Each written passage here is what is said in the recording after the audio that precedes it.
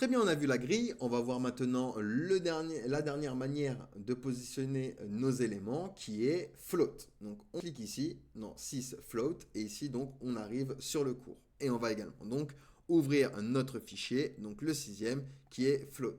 Hop, et on vient jusqu'à début de la formation. Donc je vais venir au niveau de mon image et ici on va pouvoir utiliser float. Donc vous avez left, right, start ou encore end. Et vous voyez ici, je suis venu lui dire va flotter à gauche. Et vous voyez, il est venu donc flotter ici à gauche.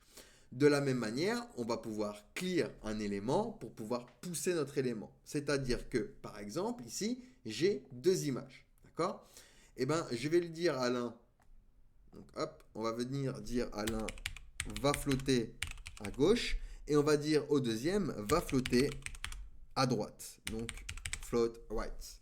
Donc les deux vont flotter et vous voyez mon texte est ici au milieu. Il est venu donc se positionner là où il peut. Et c'est pas ce que je veux parce que c'est un petit peu moche. Donc ce que je vais faire, c'est que je vais venir au niveau de mon P et dire clear. Donc vous avez left, right, etc. Donc ça va venir pousser mon élément et vous voyez, il est venu donc se pousser en bas de mes éléments comme ceci.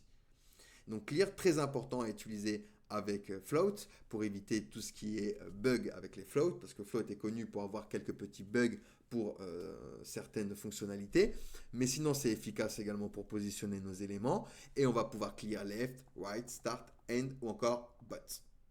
Et donc on va pouvoir faire flotter nos éléments avec float, left, right, start ou encore end. Donc start qui correspond à left et end qui correspond à right, c'est simplement que hop, ils l'ont rajouté avec Tailwind CSS. Donc vous voyez, si je fais un float end, il est bienvenu se positionner à droite. C'est comme si j'avais fait un float right.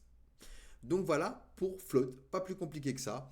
C'est une manière de positionner nos éléments, mais qui est un peu moins utilisée depuis Flexbox et Grid. Mais vous pouvez le retrouver encore sur certains projets. Allez, posez-moi des questions si vous en avez. Sinon, nous allons passer du coup à la suite.